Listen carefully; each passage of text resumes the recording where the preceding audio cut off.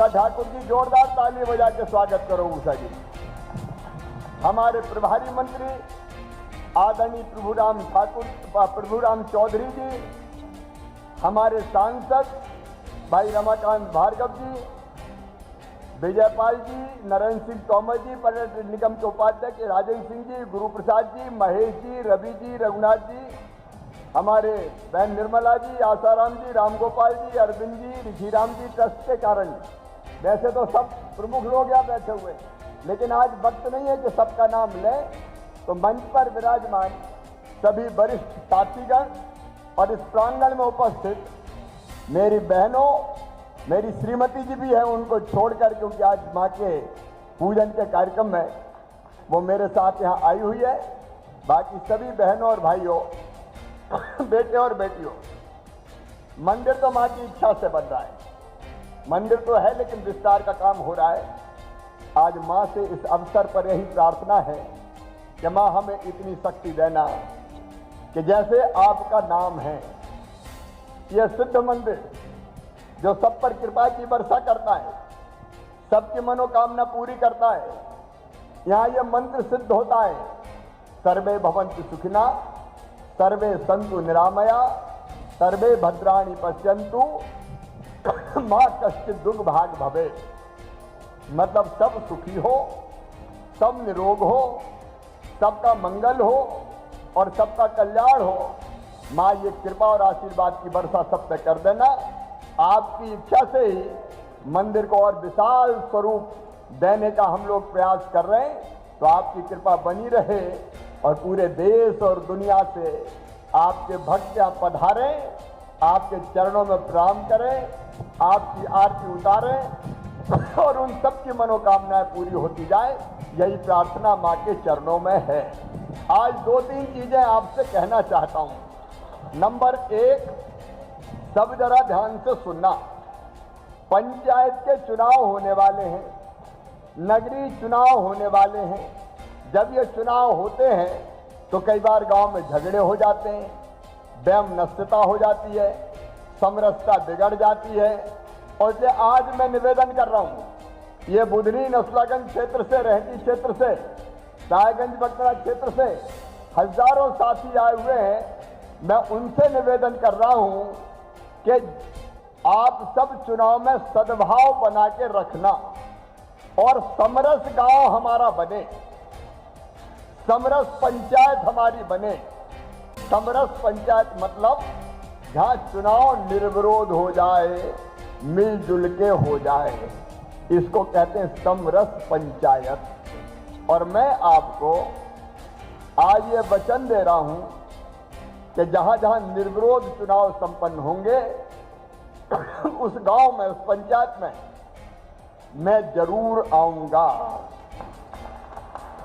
और केवल आऊंगा नहीं, उस पंचायत का मां की कृपा से कायाकल्प कर दूंगा, कायाकल्प कर दूंगा।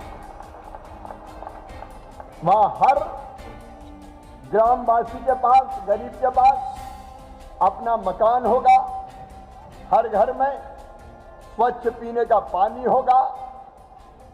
भारत सरकार और मध्य प्रदेश की सारी सरकार की सभी योजनाएं आदर्श तरीके से लागू करूंगा, चाहे वो गरीबों को रोजगार देने की योजना हो, नौजवानों के रोजगार की योजना हो, गांव के विकास का सवाल हो, प्रधानमंत्री आवास योजना हो, उज्ज्वला रसोई गैस कनेक्शन हो, मुख्यमंत्री किसान कल्याण योजना हो।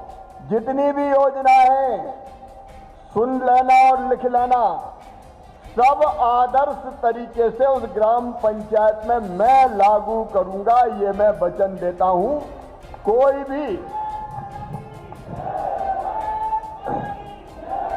भी पात्र व्यक्ति वंचित नहीं रहेगा। और ये पंचायत में तो लागू हो गई, नगर पंचायत में भी जो वार्ड निर्विरोध कर दिया वो वार्ड भी समरस वार्ड होगा चारों नगर पंचायतों में। और वहां विकास के काम के साथ साथ जितनी भी योजनाएं हैं सबको आदर्श तरीके का काम करूंगा। इसलिए मेरा आग्रह पूर्वक निवेदन है, आप ऐसी पंचायत बनाइए कि जहां लड़ाई नहीं, झगड़ा नहीं, ईर्ष्या नहीं, दोष द्वेष नहीं, सब मिलके निर्विरोध पंचायत चुन लेंगे। तैयार हो कि नहीं? आवाज कम आ रही जरा। अरे तैयार हो कि नहीं? सरपंच बन के उतना नहीं होगा जितना मैं निर्विरोध पंचायत में गैगड्ड कर दूंगा, गैगड्ड, कोई कसर नहीं छोड़ूंगा। मैं चाहता हूं इस क्षेत्र में मैक्सिमम पंचायत समरस हो जाए और ऐसी पंचायत भी निकालो जहां पंच सरपंच से लेके सभी प्रतिनिधि केवल बहनें बन जाए। ऐसी पंचायत भी बन सकती है। और इसलिए आज मां के प्रांगण में आप सबसे मेरा निवेदन है, समरस पंचायत बनाइए, सब मिलके एक हो जाइए और विकास की गंगा बहाइए, विकास की गंगा बहाइए। ये मेरा आप सबसे निवेदन है। दूसरे, प्रधानमंत्री आवास योजना के हितग्राही अभी 3,800 आए होंगे। आए हैं क्या? जिनके मकान स्वीकृत हुए वो हाथ उठाओ। अभी उनको स्वीकृति पत्र मेरी तरफ से चिट्ठी मिल गई क्या? अब कई के हाथ में चिट्ठी दिखाई दे रही है। मैं कलेक्टर, सीओ, जिला पंचायत, जनपद के लोगों को आज निर्देशित कर रहा हूं, इनके मकान बेहतर बने, अच्छे बने और कोई अमानत में खयानत ना कर पाए। सुनो रे भैया, उस चिट्ठी काहे के लिए दी मैंने? इसलिए दिए कि एक ने पैसा इधर उधर किसी को मत दे देना। किसी को दोगे तो नहीं। ये हमने की है, भारतीय जनता पार्टी की सरकार ने की है। प्रधानमंत्री, मुख्यमंत्री मिलकर आपकी जिंदगी बदलने की कोशिश कर रहे हैं, प्रयास कर रहे हैं। तो इसमें गड़बड़ कहीं से नहीं होनी चाहिए। और एक काम और करें, इकट्ठा सामान एक बार बात करें। सांसद जी, सभी वरिष्ठ नेतागण आए, इकट्ठी हम सीमेंट खरीद सकते हैं, इकट्ठी हम रेत मंगा सकते हैं। बाकी सरिया और लोहा जैसी चीजें सस्ते दाम तक जैसे सबको मिल जाए तो हम इकट्ठी खरीद के सप्लाई करने का काम कर दें। क्योंकि अकेले अकेले खरीदने जाएंगे तो कई तरह की कठिनाइयों में फंसेंगे। और इसलिए कम पैसे में ज्यादा काम हो जाए, अच्छे मकान बन जाए, इसकी व्यवस्था आप करें। मनरेगा का पैसा 90 दिन की मजदूरी देना है, और जरूरत पड़े तो दाएं बाएं से कुछ और इंतजाम करके अच्छे शानदार घर सबके बन जाए। और अभी तो ये 3,800 है। कुल मिला के आवास प्लस के कितने मकान स्वीकृत हुए हैं अपने? 20,000 और टोटल 20,000 है। 3,800 को अभी आया है। 3,800 के अलावा 12,500 मकान और आएंगे। चिंता मत करना। उनको भी स्वीकृति पत्र ना भेजें लेकिन चिट्ठी भेज दें, ताकि उनको कोई ये ना कह सके कि हमें कुछ सेवा कर दो तो हम नाम जुड़वा देंगे। कोई नहीं जुड़वा सकता हमारे सिवाय, सुन लो आप। और इसलिए उनको भी आज आपको इसलिए बुलाया कि सूचित कर दें। धीरे धीरे सबके आएंगे। और कोई छूट गए हो तो अभी चिंता मत करियो रे, मामा तो हैगा, बाकी के घर भी बन जाएंगे, कोई चिंता मत करना। हम रास्ते निकालेंगे।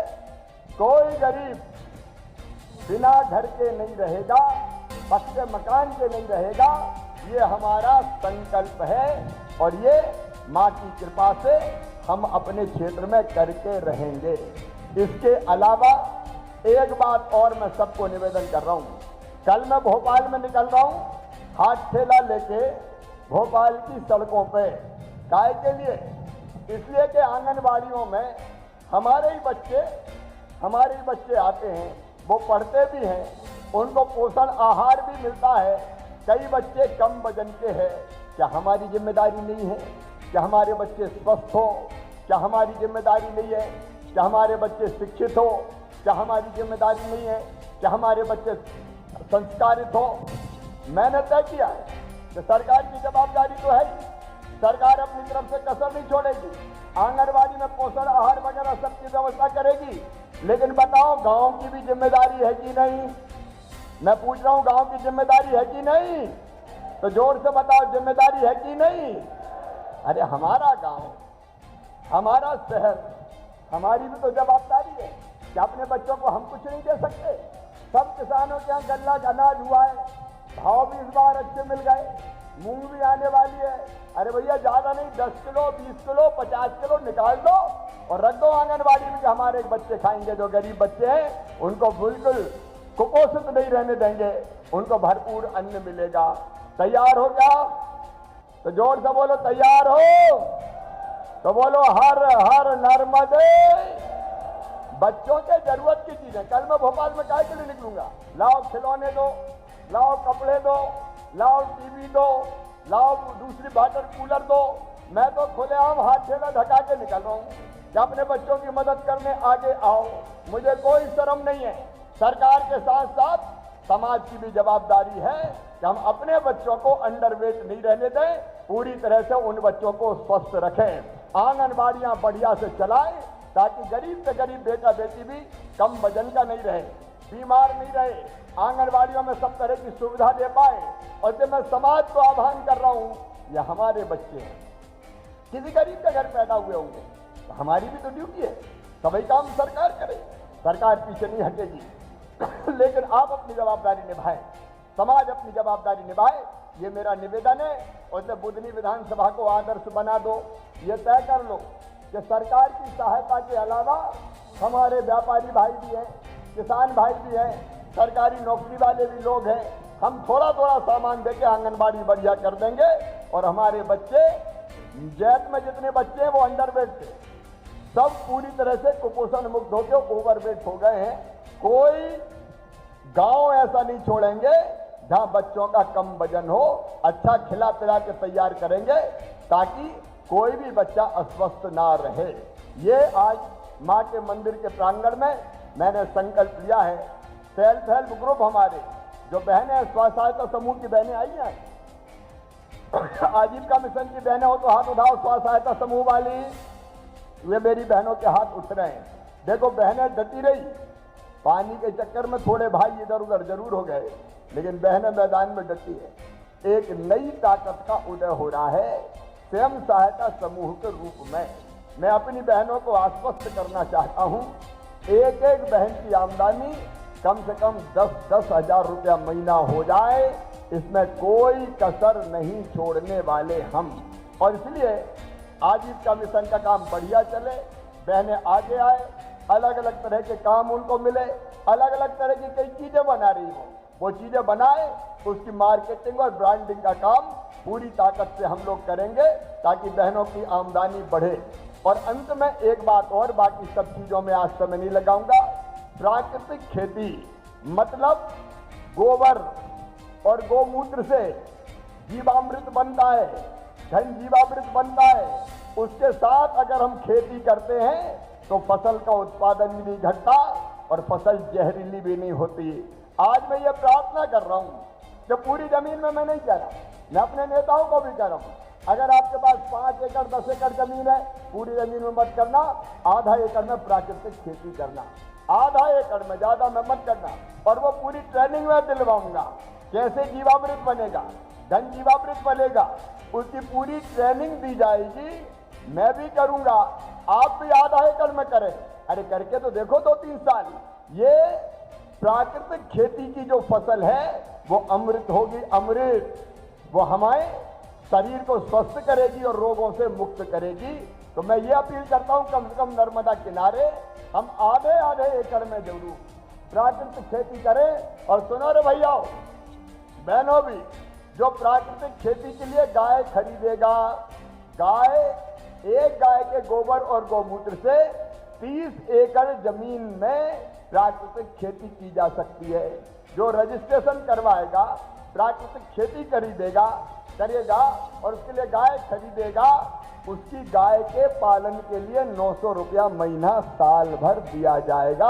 900 रुपया महीना, ताकि गाय का दाना चारा आए और प्राकृतिक खेती में मदद कर पाए। ये देखो, हम पूरे क्षेत्र को और मध्य प्रदेश को बदलने का अभियान चला रहे हैं। और इसलिए मेरा फिर निवेदन है, माँ का मंदिर तो भव्य बन रहा है माँ की कृपा से, हम समरस पंचायतें बनाएं, हम आंगनबाड़ियां ठीक करें, हर गरीब का घर बने, हर माँ बहन की इज्जत बढ़े, हर बेटा बेटी सम्मान के साथ आगे बढ़े। इसका संकल्प लेकर मैं सरकार चला रहा हूं। मैं अपनी जिम्मेदारी पूरी करूंगा।